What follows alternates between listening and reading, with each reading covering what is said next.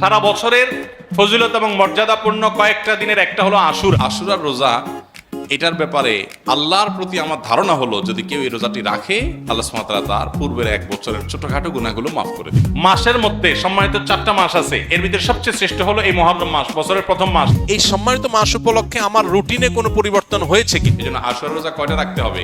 মুহররম মাসের সবচেয়ে দামি আমল করুন। মুহররম মাসে নারীদের স্পেশাল কোনো আমল আছে কিনা? নবী করিম সাল্লাল্লাহু আলাইহি ওয়াসাল্লাম বলেছেন, সিয়ামু ইয়াউমি আশুরা আহতাসিবু আলাল্লাহি আন ইউকাফিরা আস-সানাতাল্লাতী ক্বাবলাহা। আশুরার রোজা, এটার ব্যাপারে আল্লাহর প্রতি আমার ধারণা হলো যদি কেউ এই রোজাটি রাখে, আল্লাহ সুবহানাহু ওয়া তাআলা তার পূর্বের এক বছরের ছোটখাটো গুনাহগুলো মাফ করে দিবেন। বান্দার হক বান্দার কাছ থেকে মাফ নিতে হবে, কবিরা গুনাহ তওবা করতে হবে, ছোটখাটো গুনাহগুলো এই আমলের মাধ্যমে আল্লাহ সুবহানাহু ওয়া তাআলা মাফ করে দিবেন। এছাড়া আশুরার রোজার আরেকটা বিশেষ ফজিলতের দিক হলো রমজানের রোজা ফরজ হওয়ার আগে, এমনকি হিজরতেরও আগে নবী করিম সাল্লাল্লাহু আলাইহি সাল্লাম মক্কা যখন ছিলেন, কুরাইশরা আশুরার রোজা রাখত। বছরে একটা রোজাই ছিল রমজান রোজা ফরজ হওয়ার আগে, সেটা হলো এই আশুরা। এবং নবী করিম সাল্লাল্লাহু আলাইহি সাল্লামও সে রোজা রাখতেন। মদিনায় আসার পর তিনি ইহুদিদেরকে দেখেছেন যে তারা আশুরার রোজা রাখে। অতএব তাদের রোজা রাখা দেখে নবী সাল্লাল্লাহু আলাইহি সাল্লাম জিজ্ঞাসা করলেন, তোমরা রোজা কেন রাখো? তারা বললো, এই দিনে মুসা আলাইহিস সালামকে আল্লাহ সুবহানাহু ওয়া তাআলা বিজয় দিয়েছেন, সেজন্য আমরা তার প্রতি শুকরিয়া আদায় করে রোজা রাখি আশুরার রোজা। তখন নবী করিম সাল্লাল্লাহু আলাইহি সাল্লাম এই ঘটনার পর নবী সাল্লাল্লাহু আলাইহি সাল্লাম বললেন, তাহলে আমরা বরং মুসা আলাইহিস সালামের প্রতি আল্লাহর অনুগ্রহের কারণে আরো বেশি শুকরিয়া আদায় করার আমাদের হক অধিকার আছে। আমরা তার প্রকৃত অনুসারী, তার কথা আসলে আমরা মানি। অতএব আশুরার রোজা আমরা রাখবো। তবে তাদের থেকে নিজেদের রোজাকে বৈচিত্র্যপূর্ণ স্বাতন্ত্র্য আনার জন্য নবী সাল্লাল্লাহু আলাইহি সাল্লাম বলেছেন তারা আশুরার রোজা রাখে একটা, আমরা রাখবো। কারণ নবী সাল্লাল্লাহু আলাইহি সাল্লাম তার জীবনের শেষ বছর বলেছিলেন যে আমি যদি পরবর্তী বছর বেঁচে থাকি তাহলে লা সুমান্না তাসিআ ওয়াল আশির, তাহলে মুহররমের 9 এবং 10 এই 2 দিন রোজা রাখতাম। এই জন্য আশুরার রোজা কয়টা রাখতে হবে? 2টা রাখা হলো সুন্নাত, আর সেই 2টা রোজা 9 এবং 10। এখন প্রশ্ন উঠতে পারে যে শুক্রবার রোজা রাখা তো হাদিসে নিষেধ আছে। এর উত্তর হলো যে শুক্রবারকে শুক্রবার হিসেবে রোজা রাখা নিষেধ, কিন্তু শুক্রবারে অন্য কোনো অকেশন এসে পড়লে, রমজান মাস শুক্রবারে পড়লে আপনি রোজা রাখবেন না। অতএব সেই হিসেবে আশুরার রোজার অংশ হিসেবে আপনি রাখতে পারেন। তাহলে এই বছর আশুরার রোজা 9-10 অথবা 10-11, তবে 9-10 শাখাটা অধিকতর উত্তম, সে রোজা রাখবো। আল্লাহ সুবহানাহু ওয়া তাআলা আমাদেরকে আমলের তৌফিক দান করুন। মুহররম মাসের সবচেয়ে দামি আমল কোনটি? মুহররম মাসের সবচেয়ে দামি আমল, মুহররম মাসের একমাত্র রুটিন আমল হলো বেশি বেশি নফল রোজা রাখা, মানে বিশেষ আমল এই মাস উপলক্ষে। অতএব নফল রোজা বিশেষ করে রাখবেন, যে যতটুকু পান, এটাই মাস।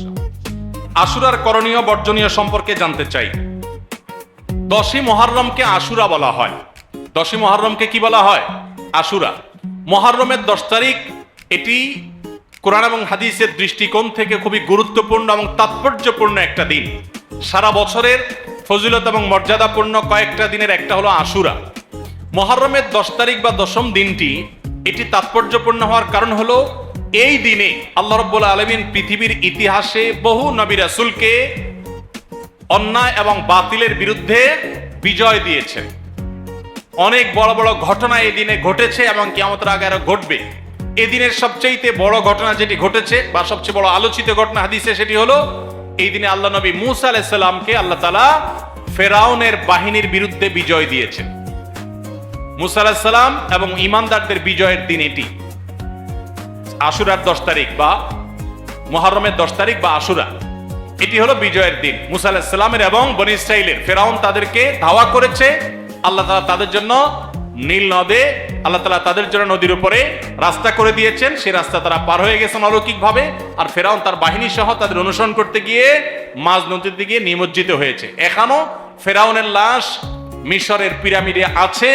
আল্লাহ বলেছেন, ওয়াকাযালিকা নুনাজ্জিকা লিবাদানিকা লিতাকুনা লিমান খালফাকা আয়া, তোমার দেহকে, হে ফেরাউন, তুমি যে অহংকারী ছিলে, তোমার দেহকে কিয়ামত পর্যন্ত আমি রেখে দিব, নষ্ট হতে দিব না, যাতে পরবর্তী প্রজন্মের কাছে তুমি শিক্ষার বিষয় হও, তোমাকে দেখে শিক্ষা নিতে পারে যে আল্লাহ দ্রোহীদের শাস্তি কি হয়, যত বড় পাওয়ারফুলি হোক না কেন। তো যাই হোক, সেই আশুরা হলো মুহররমের এই 10 তারিখ। সেই আশুরা, এটার সাথে মুসা আলাইহিস সালামের বিজয় জড়িত, ফেরাউনের পরাজয় জড়িত, হক এবং বাতিলের দ্বন্দ্বের মধ্যে চূড়ান্ত এবং শেষ বিজয় হকের হয়, সেই শিক্ষা আশুরা আমাদেরকে দেয়।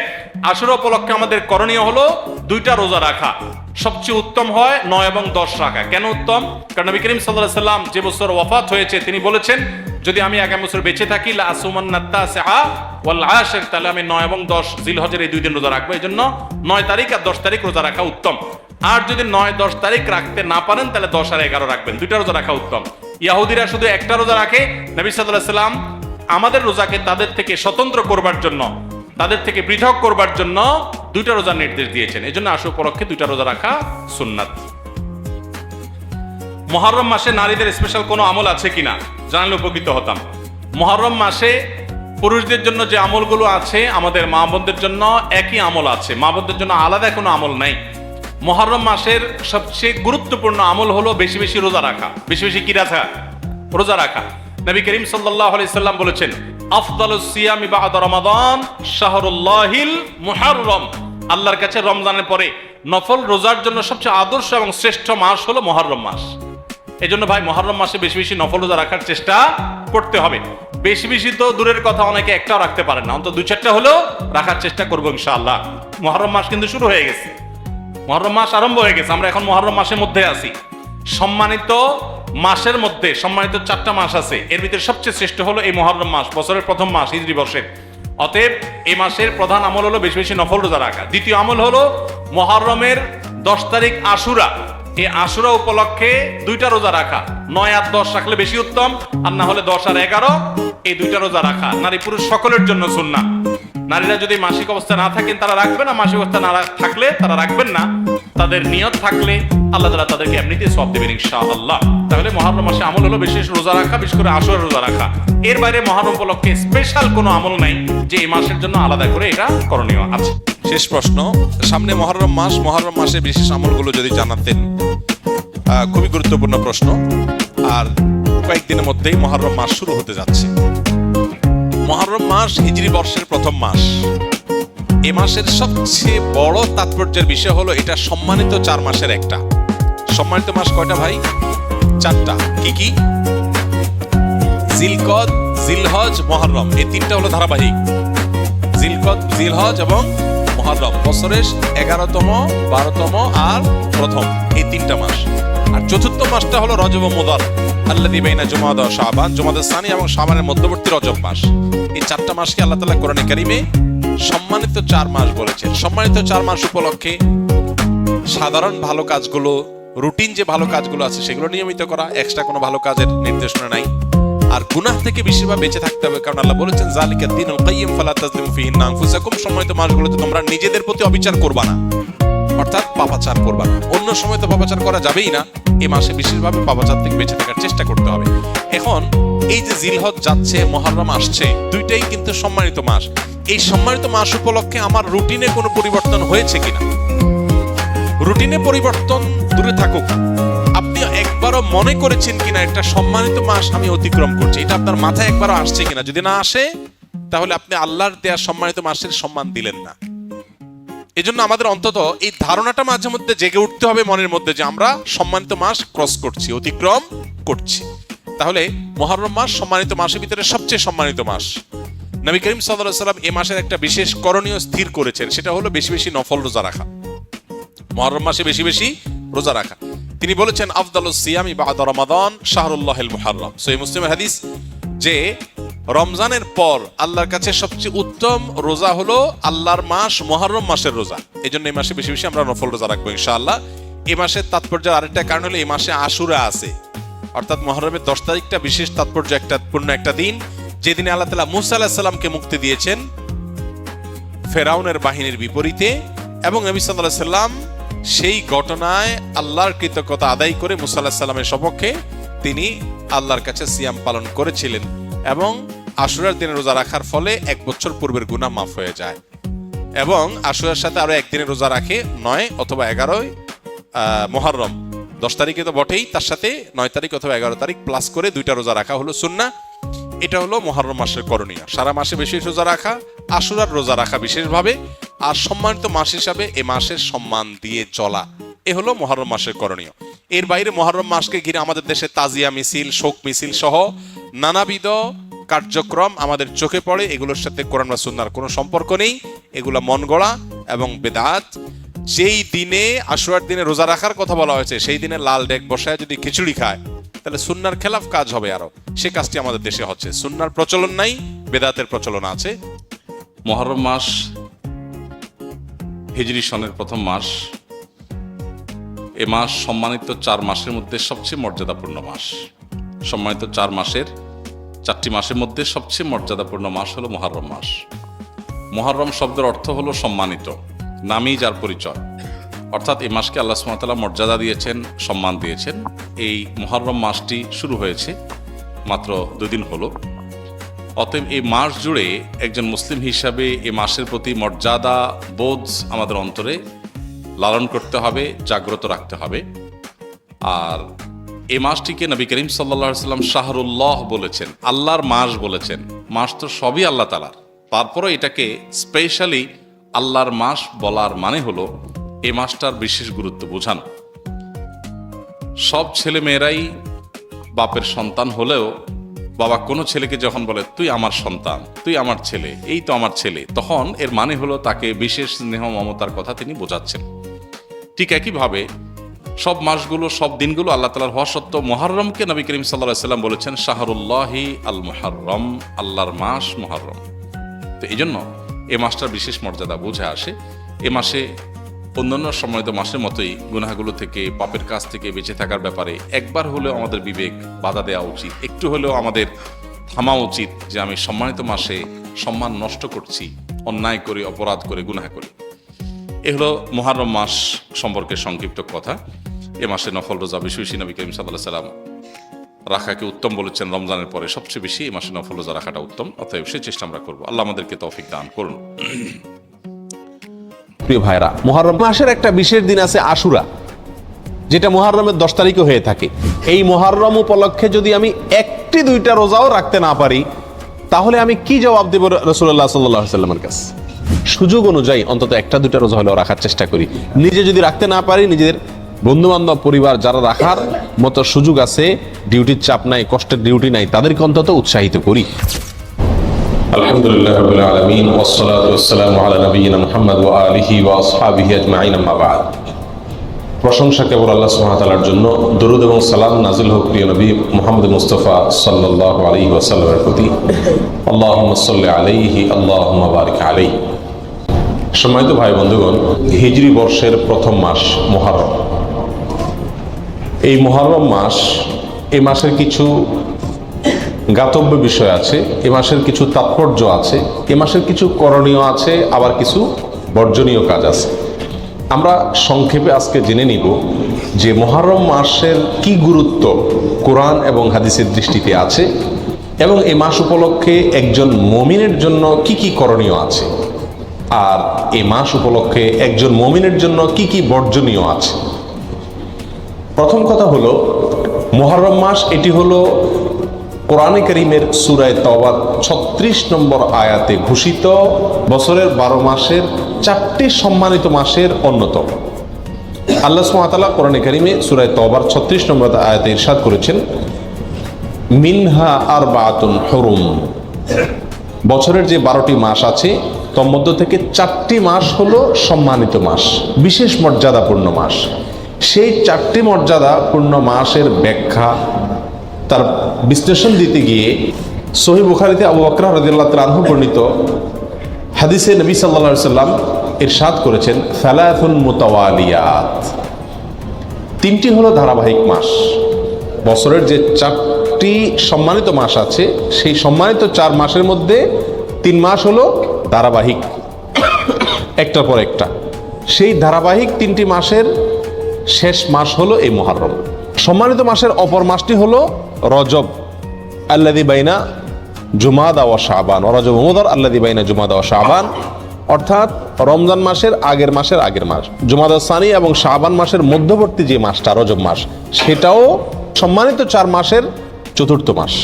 প্রিয় ভাইরা, আমরা প্রায় সময় বলে থাকি যে আল্লাহ সুবহানাহু ওয়া তাআলা বছরের 12টি মাসের মধ্যে 4টি মাসকে সম্মানিত ঘোষণা দিয়েছেন, মর্যাদাপূর্ণ মাস বলে ঘোষণা দিয়েছেন।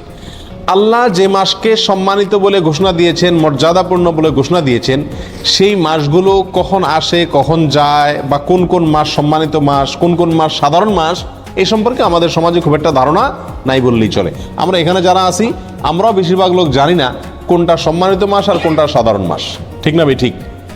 অথচ কোরআনে কারিমে আল্লাহ সুবহানাহু ওয়া তাআলা এই সম্মানিত মাস সম্পর্কে বেশ কয়েকটি আয়াতে বিস্তারিত বিবরণ উল্লেখ করেছেন। নবী সাল্লাল্লাহু আলাইহি সাল্লাম একাধিক হাদিসে এ বিষয়ে আলোচনা করেছেন। তাহলে একজন মুমিন হিসাবে আমাদের জন্য এই সম্মানিত 4 মাস সম্পর্কে ধারণা রাখা জরুরি নাকি জরুরি না? প্রিয় ভাইরা, 2টি মাস চলে গেছে, এগুলো সম্মানিত মাস ছিল, কিন্তু আমরা কয়জন মানুষ এই মাসগুলো অতিবাহিত করার সময় মনে পড়েছে যে এটি একটি সম্মানিত মাস যাচ্ছে? কয়জন মানুষ এমন আছে? হাতে গুনে পাওয়া কঠিন হয়ে যাবে, ঠিক না ঠিক? প্রিয় ভাইরা, অতএব যে মাসটি এখন চলছে মুহররম মাস, এই মাসটিতে অন্তত আমরা এই কথা বারবার চিন্তায় আনার চেষ্টা করি, মাথায় আনার চেষ্টা করি, মনে করার চেষ্টা করি যে যেই মাসটি শুরু হয়েছে 30 দিন পর্যন্ত এই মাসটি আল্লাহ সুবহানাহু ওয়া তাআলা 4টি মাসকে বিশেষ সম্মানিত মাস বলেছেন, তার ভিতরে অন্যতম সেরা সম্মানিত মাস এটি। মুহররম শব্দের অর্থই হলো সম্মানিত। মুহররম শব্দের অর্থ কি? সম্মানিত। অতএব মুহররম মাসটি এই 4টি সম্মানিত মাসের মধ্যে আবার সবচেয়ে বেশি সম্মানিত মাস, সবচেয়ে বেশি মর্যাদাপূর্ণ মাস। আমরা আরো সহজ করে বলতে চাইলে বলতে পারি রমজানের পরে সবচেয়ে শ্রেষ্ঠ মাস হলো এই মুহররম মাস। প্রিয় ভাইরা, কিন্তু মুহররম মাস আসে যায়, কখন আসে কখন যায় আমাদের কোনো খোঁজ খবরও থাকে না, ঠিক কি না? একজন সম্মানিত মানুষ সামনে আসলে আমার চলাফেরার ভিতরে একটা পরিবর্তন হয় কি হয় না?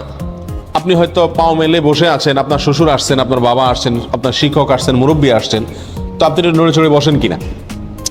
সম্মানিত মাস আসছে, কিন্তু আমাদের ভিতরে কোনো নড়ে চড়ে বসা বসি নাই। আমরা আগে যেমন ছিলাম এ মাসেও তেমন আছি। এর মূল কারণ হলো আমরা জানিই না যে এটি একটি সম্মানিত মাস। এই মাসকে আল্লাহ তাআলা কি দিয়েছেন? সম্মান দিয়েছেন, মর্যাদা দিয়েছেন, ঠিক না ভাই? ঠিক। প্রিয় ভাইরা, অতএব যে মাসটি শুরু হয়েছে এই মাসটি সম্মানিত মাস, এই কথাটি আমাদেরকে মনে রাখতে হবে, বারবার মনে আনতে হবে। সম্মানিত মাসের করণীয় কি? সবচেয়ে বড় কথা হলো সম্মানিত মাসের সম্মান দেওয়া। সম্মানিত মাসের কি দেওয়া? সম্মানী মানুষকে যেরকম সম্মান দিতে হয়, আল্লাহ যেহেতু এই মাসকে সম্মানিত ঘোষণা করে দিয়েছেন, অতএব এই মাসকে সম্মান দেওয়া। এই মাসকে সম্মান আমরা কিভাবে দেব? নেক কাজ, ভালো কাজ, 5 ওয়াক্ত সালাত ইত্যাদি, এগুলোকে সময় মতো আদায় করব। অন্য মাসে যদি একটু গাফলতি করি, এই মাসে গাফলতি করব না। এই কথা মাথায় রেখে যে এটা সাধারণ মাস না, এটা কি মাস? সম্মানিত মাস। যারা সবসময় বিড়ি সিগারেট খায় এরা কিন্তু শ্বশুরের সামনে খায় না, ঠিক কি না? কেন? যে আমি খারাপ কাজ করি, কিন্তু তাই বলে শ্বশুরের সামনে খারাপ কাজ করে আর ডবল খারাপ কাজ করব না, ঠিক কি না? অতএব একজন মুমিন একটি সম্মানিত মাস, একটি মর্যাদাপূর্ণ মাস যখন অতিবাহিত করবেন, তিনি তখন অন্য সময় যে গুনাহের কাজগুলো করেন এই মাসে সে গুনাহের কাজগুলো করতে ভাববেন যে এই মাসকে আল্লাহ সম্মান দিয়েছেন, আল্লাহর দেওয়া সম্মানকে আমার রক্ষা করতে হবে, বিধায় গুনাহ করা যাবে না। আল্লাহ কোরআনে বলছেন, ফালা তাজলিমু ফিহিন্না আনফুসাকুম, তোমরা সম্মানিত মাসসমূহে নিজেদের প্রতি কি করো না? অবিচার করো না। বিভিন্ন তাফসীরের কিতাবে উলামা ইকরাম লিখেছেন যে এখানে অবিচার করা বলতে আল্লাহ সুবহানাহু ওয়া তাআলা গুনাহের কথা বুঝিয়েছেন, অর্থাৎ এই সম্মানিত মাসসমূহে নিজের প্রতি নিজে অবিচার করো না, পাপাচার করে গুনাহের কাজ করে। অন্য সময়ও গুনাহ করা নিষেধ, কিন্তু সম্মানিত মাসে গুনাহ করার নিষেধাজ্ঞার মাত্রাটা আরো বেশি, গুরুত্বটা বেশি। প্রিয় ভাইরা, অতএব এই মাসে অন্তত মাঝে মধ্যে মনে করব, স্মরণ করার চেষ্টা করব যে এটি একটা কি মাস যাচ্ছে? সম্মানিত মাস যাচ্ছে। আর সম্মানিত 4টি মাস মুখস্থ করে নিব: জিলকদ, জিলহজ, মুহররম, আর 4 নম্বর হলো রজব, রমজান মাসের আগের মাস। মনে থাকবে তো ইনশাআল্লাহ? প্রিয় ভাইরা, মুহররম মাসের একটি বিশেষ করণীয় আছে, আর সেই করণীয়টা হলো এই মাসে বেশি বেশি নফল রোজা রাখা, নফল সিয়াম রাখা। নবী সাল্লাল্লাহু আলাইহি সাল্লাম সহিহ মুসলিমের হাদিসে আসছে, তিনি ইরশাদ করেছেন, আফদালুস সিয়ামি বা'দা রমাদান শাহরুল্লাহিল মুহররম, রমজানের পরে সবচেয়ে উত্তম রোজা হলো আল্লাহর মাস মুহররম মাসের রোজা। আল্লাহর মাস মুহররম মাসের রোজা। মুহররম মাসকে কার মাস বলা হয়েছে ভাই? আল্লাহর মাস বলা হয়েছে। কে বলেছেন? রাসূল করিম সাল্লাল্লাহু আলাইহি ওয়াসাল্লাম। অতএব এই মাসটির বিশেষ মর্যাদা, এক তো সম্মানিত 4 মাসের একটি মাস, আরেকটি মর্যাদা পেলাম যে এই মাসকে আল্লাহর মাস বলে নবী সাল্লাল্লাহু আলাইহি ওয়াসাল্লাম এই মাসকে বিশেষ সম্মান দিয়েছেন। বলে অন্যগুলা কার মাস? অন্যগুলাও আল্লাহর মাস, কিন্তু এটাকে আল্লাহর দিকে সম্বন্ধ করে এই মাসের বিশেষ মর্যাদা, স্পেশাল মর্যাদার কথা ইঙ্গিত করা হয়েছে। প্রিয় ভাইরা, অতএব এই মাসের করণীয় হলো বেশি বেশি নফল রোজা রাখা। রমজানের পরে সবচেয়ে উত্তম নফল রোজার জন্য উত্তম মাস হলো এই মাস, নফল রোজার শ্রেষ্ঠ মাস মুহররম মাস। প্রিয় ভাইরা, আমরা বেশিরভাগ মানুষ মুহররম মাস উপলক্ষে আশুরার একটা দুটা রোজা রাখি, ওইটা আশুরা উপলক্ষে, ওটা ভিন্ন। মুহররম হিসাবে এই মাসে নবী সাল্লাল্লাহু আলাইহি সাল্লাম রোজা রাখার গুরুত্ব বর্ণনা করেছেন, রমজানের পরে সবচেয়ে বেশি রোজার জন্য গুরুত্বপূর্ণ মাস হিসেবে অভিহিত করেছেন। তিনি নিজে অবশ্য শাবানে রেখেছেন, এই মাসে রাখার সুযোগ তিনি পান না। এই মাসে রোজার ফজিলত নাজিল হওয়ার পরে তিনি রাখার সুযোগ পান নাই, তার আগেই হয়তো তিনি দুনিয়া থেকে বিদায় নিয়ে গেছেন, আর সেজন্য তিনি রাখতে পারেন নাই, কিন্তু আমাদেরকে জানাই গেছেন। প্রিয় ভাইরা, মুহররম তো প্রতিবারই আমাদের জীবনে একবার করে আসে, প্রতি বছরই একবার করে আসে। এই মুহররম উপলক্ষে যদি আমি একটি দুইটা রোজাও রাখতে না পারি, তাহলে আমি কি জবাব দেব রাসূলুল্লাহ সাল্লাল্লাহু আলাইহি ওয়াসাল্লামের কাছে? কথা বুঝে আসছে? এই মুহররম উপলক্ষে যদি একটি রোজাও আমি না রাখি, তাহলে নবী সাল্লাল্লাহু আলাইহি ওয়াসাল্লাম যে মাসে রোজার এত গুরুত্ব বর্ণনা করছেন, সেটাকে আমি কোনো কি করলাম না, কেয়ারই করলাম না, পাত্তাই দিলাম না। ঠিক না ঠিক? এই জন্য ভাই, সুযোগ অনুযায়ী অন্তত একটা দুটা রোজা হলেও রাখার চেষ্টা করি। নিজে যদি রাখতে না পারি, নিজেদের বন্ধু বান্ধব পরিবার যারা রাখার মতো সুযোগ আছে, ডিউটির চাপ নাই, কষ্টের ডিউটি নাই, তাদেরকে অন্তত উৎসাহিত করি এবং নিজে মাথায় রাখি, নিয়ত রাখি, আল্লাহ যখনই তৌফিক দিবেন মুহররম মাস উপলক্ষে এই মাসে নফল রোজা রাখার গুরুত্ব রয়েছে, সেই জন্য অন্তত এক দুটা রোজা হলেও রাখার চেষ্টা করি। রাখবো তো ইনশাআল্লাহ। আল্লাহ তাআলা আমাদের সকলকে তৌফিক দান করেন। প্রিয় ভাইরা, এই হলো মুহররম মাস উপলক্ষে করণীয়। একমাত্র করণীয় হলো এই মাসে বেশি বেশি নফল রোজা রাখা, আর সম্মানিত মাস হিসেবে গুনাহের কাজ কম করা, নেকির কাজ ভালো করে বেশি করে করার চেষ্টা করা, যুদ্ধ বিগ্রহ না করা। এই মাসের একটা বিশেষ দিন আছে আশুরা, যেটা মুহররমের 10 তারিখে হয়ে থাকে।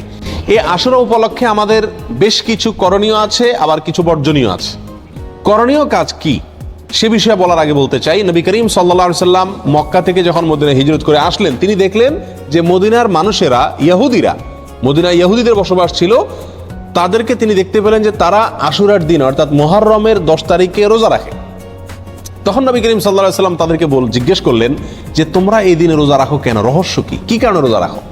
তখন ইহুদিরা নবী সাল্লাল্লাহু আলাইহি সাল্লামকে জবাব দিলেন যে এই দিনে আমরা রোজা এই জন্য রাখি যে এই দিনে আল্লাহ সুবহানাহু ওয়া তাআলা তার নবী, আমাদের নবী অর্থাৎ বনী ইসরাঈলের নবী, ইহুদিদের নবী মুসা আলাইহিস সালামকে এবং তার জাতি বনী ইসরাঈলকে আল্লাহ তাআলা মুক্তি দিয়েছেন।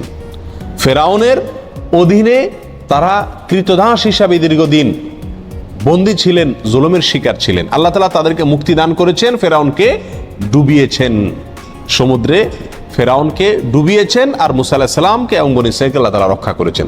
তাহলে বনী ইসরাঈল জাতির প্রতি, মুসা আলাইহিস সালামের প্রতি আল্লাহ তাআলা অনুগ্রহ নাজিল করেছেন, তাকে এবং তার জাতিকে স্বাধীনতা দিয়েছেন, মুক্তি দিয়েছেন। আর সেই জন্য আমরা তার উম্মত হিসাবে শুকরিয়া আদায় করে এই দিন রোজা রাখি। নবী করিম সাল্লাল্লাহু আলাইহি সাল্লাম তাদের এই কথা শুনে বললেন, নাহনু আহাক্কু বিমূসা, তোমরা মুসা আলাইহিস সালামের অনুসারীর দাবি করো ঠিক আছে, কিন্তু মুসা আলাইহিস সালামের অনুসারী হিসাবে তোমরা যত না সত্য, তার চাইতে বেশি সত্যবাদী অনুসারী হিসাবে আমরা। অতএব মুসা আলাইহিস সালামের প্রতি আল্লাহর অনুগ্রহ নাজিল হয়েছে এই দিনে, সেই উপলক্ষে তোমরা যদি শুকরিয়া আদায় করে আল্লাহর কাছে রোজা রাখো, তাহলে আমাদের রোজা রাখার অধিকার আরো বেশি। এই নবী সাল্লাল্লাহু আলাইহি সাল্লাম তখন সাহাবা একরামকে বললেন যে তোমরাও কি করবে, আশুরার দিনে রোজা রাখবে, তবে ইহুদিদের সঙ্গে ব্যতিক্রম করবে। ইহুদিদের সঙ্গে কি করবে? ব্যতিক্রম করবে। আর ব্যতিক্রমটা হলো এই যে তারা একটি রোজা রাখে, আমরা দুইটা রাখবো। তারা রাখে শুধু আশুরার দিনে, আমরা রাখবো তার সাথে আরেকটা রোজা যোগ করে। এই আরেকটা রোজা যোগের ব্যাপারে কোনো বর্ণনা আসছে একটা আগে অথবা একটা পরে, অর্থাৎ 9, 10 অথবা 10, 11। আশুরা তো 10 তারিখের রোজা, তার সাথে একটা আগে অথবা পরে যে কোনো একদিনের একটা রোজা যোগ করে হয় 9, 10 আর না হয় 10, 11 রাখার জন্য বলা হয়েছে। যদিও সেই হাদিসকে উলামা একরামের কেউ কেউ সহিহ বলেছেন, কেউ কেউ যঈফ বলেছেন। তবে নবী করিম সাল্লাল্লাহু আলাইহি ওয়াসাল্লাম তার মৃত্যুর আগের বছর বা তিনি তার মৃত্যুর বছর বলেছিলেন যে আল্লাহ যদি আমাকে আগামী বছর হায়াতের বাঁচিয়ে রাখেন, আমি যদি বেঁচে থাকি, তাহলে লাসুমান্নাত তাসিআ ওয়াল আশিরা, তাহলে আমি আগামী বছর মুহররম আসলে, আশুরা আসলে 9 এবং 10 2 দিন রোজা রাখবো। এই হাদিস থেকে বোঝা গেল নবী সাল্লাল্লাহু আলাইহি সাল্লামের আকাঙ্ক্ষা ছিল, তার নিয়ত ছিল, তার ইচ্ছা ছিল আশুরার সাথে আগের দিন রোজা মিলিয়ে রাখা, অর্থাৎ 9, 10, 11 না। এই জন্য উলামা ইকরাম বলেন সবচেয়ে উত্তম হলো আশুরা উপলক্ষে একজন মুমিনের জন্য 2টা রোজা রাখা। আর সে 2টা রোজা হলো কোনটা? 9 এবং 10। কথা বুঝে আসছে? শুধু 10 তারিখের রোজা রাখা যাবে কিনা, যে 2টা রাখতে পারতেছে না সে কমপক্ষে একটা রাখতে পারবে কিনা, এ বিষয়ে ওলামা ইকরাম অনেকে বলেছেন এটা অনুচিত হবে, মাকরু হবে। কেন? কারণ হলো ইহুদিদের সাথে মিল হয়ে যায়, নবী সাল্লাল্লাহু আলাইহি ওয়াসাল্লাম ইহুদিদের থেকে ব্যতিক্রম করতে বলেছেন, সেজন্য একটা রাখা উচিত নয়। আর অন্যান্য ওলামা ইকরাম বলেন যে নাই মামার চাইতে কানা মামা ভালো, একেবারে 2টা যদি না রাখতে পারে কমপক্ষে একটা রাখলো। কথা বুঝে আসছে? তো যাই হোক, 2টা রাখা উত্তম, আর সেটা হলো 9 এবং 10। নবী সাল্লাল্লাহু আলাইহি সাল্লাম আশুরার রোজার ফজিলত তালাশের জন্য, এই রোজার ফজিলত অন্বেষণের জন্য যত চেষ্টা করতেন, রমজানের ফরজ রোজার পরে অন্য কোন নফল রোজার ব্যাপারে, নফল রোজার ফজিলত আহরণ করার ব্যাপারে এত বেশি চেষ্টা তিনি করতেন না বলে হাদিসে প্রমাণিত। এক বর্ণনা আসছে, নবী সাল্লাল্লাহু আলাইহি সাল্লাম বলেছেন, আবু হুরায়রা রাদিয়াল্লাহু তাআলা বর্ণনা করছেন হাদিসটি, যে নবী সাল্লাল্লাহু আলাইহি সাল্লাম ইরশাদ করেছেন, সিয়ামু ইয়াউমি আশুরা আহতাসিবু আলাল্লাহি আন ইউকাফিরা সানাতাল্লাতী ক্বাবলা। আশুরার দিনে যদি কেউ রোজা রাখে, আল্লাহর প্রতি আমার ধারণা হলো আল্লাহ তাআলা তার পিছনের 1 বছরের গুনাহ মাফ করে দিবেন। ছোট ছোট যে অপরাধগুলো হয়ে থাকে এগুলো আল্লাহ তাআলা মাফ করে দিবেন যদি কেউ কি রাখে, আশুরার রোজা রাখে। প্রিয় ভাইরা, এই রোজার এত বেশি গুরুত্ব যে মদিনাতে সাহাবা একরাম ফরজ রোজা ছাড়া অন্য কোন নফল রোজার জন্য নিজের শিশুদেরকে রোজা রাখাইতেন না, বা রাখাইতেন বলে জানা যায় না। কিন্তু আশুরার রোজা তাদের ছোট ছোট শিশুদেরকে দিয়ে রাখাইতেন, এবং শুধু রাখাইতেন তা নয়, বাচ্চারা যাতে রোজাটা রাখতে পারে, যাতে ক্ষুধার তাড়নায় ভেঙে না ফেলে, সেজন্য তাদেরকে মৃত্যুর মুখে ঠেলে দিয়েছি। ছোটবেলা থেকে তারা অনেক কষ্ট সহ্য করেছে, তবু তাদের হৃদয় ছিল পরিষ্কারভাবে বড় এইজন্য ভাই আর দয়ালে ভরা। কিছুক্ষণ চুপ থাকার পর মরিয়ম ধীরে বলল, বাবা, আমরা তোমাদের মতো নিষ্ঠুর হতে পারি না, আল্লাহ তোমাদের শাস্তি দিয়েছেন, আবার তিনি আজ তোমাদের আমাদের কাছে ফিরিয়ে এনেছেন, তবুও আমরা তোমাদেরকে মাফ করে দিলাম, কারণ যদি তোমরা সেদিন আমাদের ফেলে না দিতে তাহলে আমরা রাজপ্রাসাদের সম্মান পেতাম না, হয়তো সেই কুড়ে ঘরেই আমাদের জীবন কেটে যেত। এরপর মরিয়ম ও জৈনব তাদের বাবা ও সৎমাকে প্রাসাদের কাছে ভালোভাবে থাকার ব্যবস্থা করে দিল। কালাম শেখ আর তার স্ত্রী বাকি জীবন নিজেদের ভুলের জন্য অনুশোচনা করে মেয়েদের সুখের জন্য দোয়া করতে করতে কাটিয়ে দিল। গ্রামের মানুষ তখন বুঝলো, যাদের তারা একদিন বোঝা মনে করেছিল, তারাই আজ রাজ্যের গর্ব। আল্লাহ যাকে সম্মান দিতে চান তাকে জঙ্গলের কাটা গাছের মাছ থেকে তুলে রাজ সিংহাসনে বসিয়ে। এবং সেই হিসাবে আমরা বলতে পারি এটা একটি মূলত সুখের দিন। একটি কিসের দিন? সুখের দিন। বিজয়ের দিন হিসাবে কি? সুখের দিন। আর এই জন্য তো শুকরিয়া আদায় করে রোজা রাখতে হয়। কিন্তু আমাদের দেশে 99% জন মানুষ আশুরা বলতে জানে এটা হলো শোকের দিন, সুখের উল্টা শোকের দিন। ঠিক না ভাই? ঠিক। আমাদের দেশে মানুষ জানে আশুরা মানে কারবালার দিন। আশুরা মানে কিসের দিন ভাই? কারবালার দিন।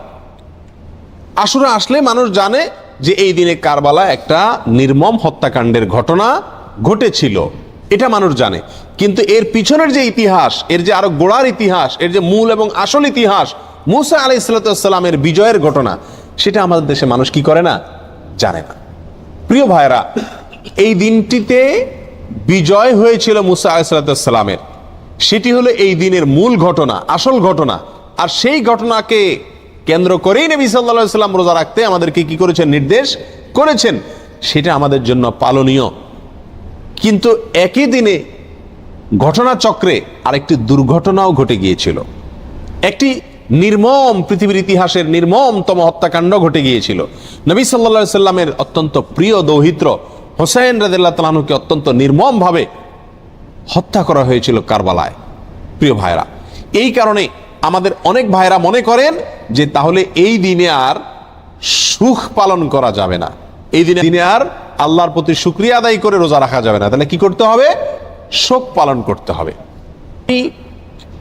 এই ঘটনাকে বোঝানোর জন্য একটা ছোট এক্সাম্পল, ছোট একটি উপমা দিয়ে থাকি। সেটা হলো, ধরুন 16 ডিসেম্বর আমাদের বিজয় দিবস। বাংলাদেশে মানুষকে আল্লাহ তাআলা বিজয় দান করেছেন 16 ডিসেম্বরে। 16 ডিসেম্বরের বিজয় দিবস মানে খুশির দিন, আনন্দের দিন, শুকরিয়া আদায় করার দিন। এই দিনে ঘটনাচক্রে যদি বিজয়ের ঘটনার বহু বছর পরে যদি এই দিনে কোনো দুর্ঘটনা ঘটে, কোনো বন্যা, প্লাবনে হাজার হাজার মানুষ মারা যায়, তাহলে কি এই দিনটা বিজয় দিবস পরিবর্তন হয়ে শোকের দিবস হয়ে যাবে? কখনো হবে? এটা সম্ভব কোনোদিন? বড়জোর এরকম হতে পারে বিজয় দিবসের আলোচনা বা বিজয় দিবসটা আসলেই ওই দুর্ঘটনার পর থেকে যতবার বিজয় দিবস আসবে, বিজয় দিবসে আলোচনা আসবে, তখন মানুষের মনে পড়বে, মানুষ স্মরণ করবে, বলবে যে এটি আমাদের বিজয় দিবস, খুশির দিবস হলেও দুঃখজনকভাবে এই দিনে একটি বিচ্ছিন্ন দুর্ঘটনাও ঘটে গিয়েছিল। ঠিক না ভাই? ঠিক। কিন্তু এই দিনের আসল ঘটনা বিজয়কে ভুলে গিয়ে শোক পালন করা, এটা কোনোদিন হবে? যৌক্তিক হবে? হবে না। অতএব কারবালার যে ঘটনা ঘটেছিল সেটাও 10ই মুহররম ঘটেছিল, কিন্তু এই দিনে আসল যে ঘটনা ঘটেছে মুসা আলাইহিস সালামের বিজয়, সেটা কোনোদিন চাপা পড়ে যাওয়া এটা যুক্তিসঙ্গত নয়। বিধায় একজন মুমিন আশুরা আসলে সর্বপ্রথম তার মাথায় চলে যাবে কোন দিন? মুসা আলাইহিস সালামের বিজয়ের দিন। এরপরে পাশাপাশি একই দিনে যেহেতু আরেকটি নির্মম ঘটনা ঘটেছে সেটাও তার মনে আসতে পারে, এবং সে উপলক্ষে হুসাইন রাদিয়াল্লাহু তাআলা আনহু সহ তার পরিবারের সদস্যরা যারা নির্মমভাবে নিহত হয়েছিলেন, হত্যা করা হয়েছিল, তাদের জন্য আল্লাহ সুবহানাহু ওয়া তাআলার কাছে দোয়া করতে পারেন। যারা হত্যায় জড়িত ছিল তাদেরকে আল্লাহ সুবহানাহু ওয়া তাআলা পৃথিবীর ইতিহাসের নিকৃষ্টতম সাজা যেন তাদেরকে দেন, সেজন্য আল্লাহর কাছে আরজি পেশ করতে পারেন। কিন্তু তাই বলে আপনি কি করতে পারেন না? তাজিয়া মিছিল, শোক মিছিল এগুলো বের করতে পারেন না, কারণ ইসলাম 3 দিনে বেশি কোনো মৃত্যুতে, কোনো দুর্ঘটনায় শোক পালন করার সুযোগ, অনুমতি দেয় নাই। অতএব রাজনৈতিক আপনার বিভিন্ন দলগুলো তাদের শোক পালন করে থাকে বছরকে বছর, যুগ যুগ ধরে, সেটা ভিন্ন বিষয়। কিন্তু ইসলামী শরীয়তে কোনো মানুষের মৃত্যুর পরে 3 দিনের বেশি শোক পালন করার কোনো সুযোগ, অনুমোদন নাই প্রিয় ভাইরা। অতএব আশুরা উপলক্ষে প্রথম আমাদেরকে খেয়াল রাখতে হবে যে আমাদের ধারণাটাকে পরিবর্তন করতে হবে। এই দিনটি কারবালার দিন নয়, এই দিনটি হলো মুসা আলাইহিস সালামের বিজয়ের দিন, পাশাপাশি কারবালার ঘটনাও ঘটেছে। আল্লাহ তাআলা আমাদেরকে সঠিকটা বুঝার তৌফিক দান করেন। প্রিয় ভাইয়েরা, এখন আমরা এই দিনে কি আসলে যেহেতু 2টা ঘটনায় ঘটছে, কোনটাকে আমরা বড় করে দেখব? মুসা আলাইহিস সালামের বিজয়কে বড় করে দেখব, নাকি হুসাইন রাদিয়াল্লাহু তাআলা আনহুর মৃত্যুকে, শাহাদাতকে, শোকের দিনটাকে, শোকটাকে বড় করে দেখব? কোনটাকে বড় করে দেখব? মুসা আলাইহিস সালামের বিজয়টাকে বড় করে দেখব। কেন?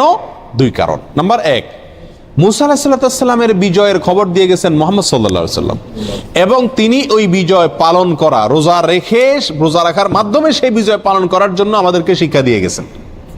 ঠিক না ভাই? ঠিক। শুকরিয়া আদায় করার জন্য রোজা রাখার আদর্শ তিনি রেখে গেছেন। তার আদর্শ পরিবর্তন হওয়ার কোনো সুযোগ আছে?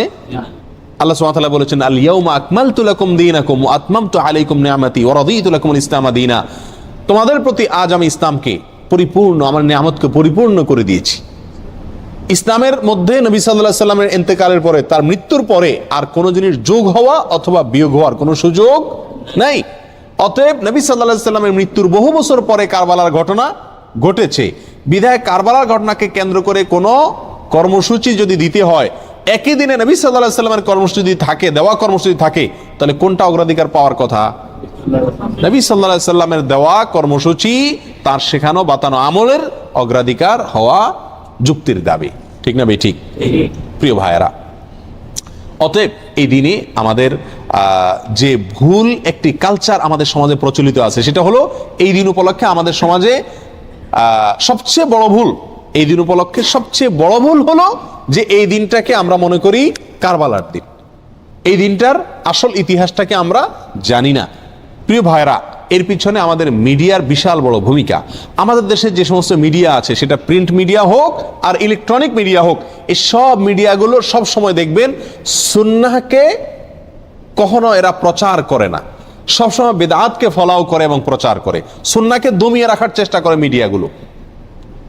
যেমন এই আশুরাকে কেন্দ্র করে আপনারা দেখবেন ঢাকা শহরের পুরান ঢাকায় মিরপুরে 2-1টা জায়গাতে 200, 150, 100 ছোট ছোট বাচ্চা পোলাপান, এরা তাজিয়া মিছিল মানে শোক মিছিল বের করে, কারবালার ঘটনাকে স্মরণ করে আশুরার দিনে শোক মিছিল বের করে। ওই মিছিলের ঘটনাকে, ওই মিছিলকে আপনার সারাদিন টেলিভিশন, রেডিও, পত্রপত্রিকায় ফলাও করে প্রকাশ করে, এবং ওই দিনের সংবাদের অন্যতম শিরোনাম থাকে সমস্ত মিডিয়াগুলোতে, আজ পবিত্র আশুরা। আজকের এই দিনে মহানবী হযরত মুহাম্মদ সাল্লাল্লাহু আলাইহি সাল্লামের প্রিয় দৌহিত্র হুসাইন রাদিয়াল্লাহু তাআলা আনহুকে কারবালার প্রান্তরে, ইরাকের কারবালার প্রান্তরে নির্মমভাবে শহীদ করেছে অমুক অমুক অমুক অমুকে। এখানে বলতে বলতে কোনো মিডিয়াতে, বিশেষ করে রেডিও চ্যানেলগুলোতে বিশিষ্ট সাহাবী, কোরআনের লেখক, ওহির লেখক মুআবিয়া রাদিয়াল্লাহু তাআলা আনহুকে অকথ্য ভাষায় গালিগালাজ করা হয়। কথা বুঝে আসছে? এবং সংবাদে আরো বলা হয় এই দিনটি উপলক্ষে রাজধানী ঢাকা সহ দেশের বিভিন্ন জায়গায় তাজিয়া মিছিল বের করা হয়েছে, অর্থাৎ শোক মিছিল বের করা হয়েছে। প্রিয় ভাইরা, 150-200 লোকের 2-3টা মিছিল, এটা সারাদিন সংবাদে বলে। একই দিনে মহানবী হযরত মুহাম্মদ সাল্লাল্লাহু আলাইহি সাল্লামের সুন্নাহকে পালন করতে গিয়ে, নির্দেশকে পালন করতে গিয়ে সারা দেশে লক্ষ লক্ষ মানুষ নফল রোজা রেখেছেন, সেই কথা কিন্তু কোনো মিডিয়া কি করে না, বলে না। যার কারণে মানুষ ওই ভুলটা জানে, সঠিকটা জানে না, বেদাত জানে, সুন্নাহ জানে না, একটা জানে আরেকটা জানে না। ঠিক না ভাই? ঠিক। প্রিয় ভাইরা, অতএব আমাদেরকে সঠিকটার প্রচার করতে হবে। এই জাতীয় বিষয়গুলোকে বেশি বেশি কি করতে হবে? প্রচার করতে হবে। আজ মিডিয়াতে যদি এই দিনের মূল ঘটনা যেটি হাদিসে বর্ণিত হয়েছে সেটি যদি আসতো, পাশাপাশি কারবালা ঘটনাও আসতো, তাহলে সেটা কি ছিল না? দোষণীয় ছিল না। আল্লাহ তাআলা আমাদের সকলকে আশুরা উপলক্ষে যে সমস্ত ভুল ধারণা আছে, ভ্রান্ত ধারণা আছে, সেগুলোকে সংশোধন করবার তৌফিক দান করুন। আল্লাহ তাআলা আমাদের সকলকে আশুরা উপলক্ষে একমাত্র আমল হলো নফল রোজা রাখা। আর আমাদের তাজিয়া মিছিল যারা করে তারা চাঁদা টাদা উঠায় ওই দিন ভালো করে আরো খিচুড়ি খায়। যেদিন হাদিসে নফল রোজা রাখতে বলছে, খানায় বন্ধ করতে বলছে, তারা ওই দিন আরো বেশি কি খায়? খিচুড়ি খায়। ডেক বসায় দেখবেন মোড়ে মোড়ে, এবং খিচুড়ি পাকা বিতরণ করে খায়। প্রিয় ভাইরা, এই দিনটি নফল রোজার দিন, এই দিনটি মুসা আলাইহিস সালামের বিজয়ের দিন, পাশাপাশি একটি নির্মম ঘটনার দিন। কোন মুমিনের জন্য এটা কষ্টের কারণ না হয়ে থাকতে পারে না। নবী সাল্লাল্লাহু আলাইহি সাল্লামের প্রিয় নাতিকে নির্মমভাবে হত্যা করা হয়েছে সপরিবারে। এই ঘটনায় ব্যথিত না হয়ে কোনো মুমিন থাকতে পারে না। অতএব আমরা সকলেই ব্যথিত। আমরা আল্লাহর কাছে বিচার চাই হত্যাকারীদের, আল্লাহর কাছে মর্যাদা চাই নিহতদের। কিন্তু তাই বলে নবী সাল্লাল্লাহু আলাইহি সাল্লামের বাতানো আমল, আদর্শ, সুন্নাহ সেটা চাপা পড়ে যাবে, ভুলে যাব আমরা। এর চাইতে জুলুমের কথা, এর চাইতে অবিচারের কথা আর কিছুই হতে পারে না। আল্লাহ তাআলা আমাদের সকলকে মুহররম মাসের তাৎপর্য, করণীয়, আশুরার তাৎপর্য, করণীয়, ভুল ধারণাগুলোকে সংশোধন করবার এবং বর্জনীয় কাজগুলোকে ছাড়বার তৌফিক আল্লাহ তাআলা দান করুন। ওয়া আখিরু দাওয়ানা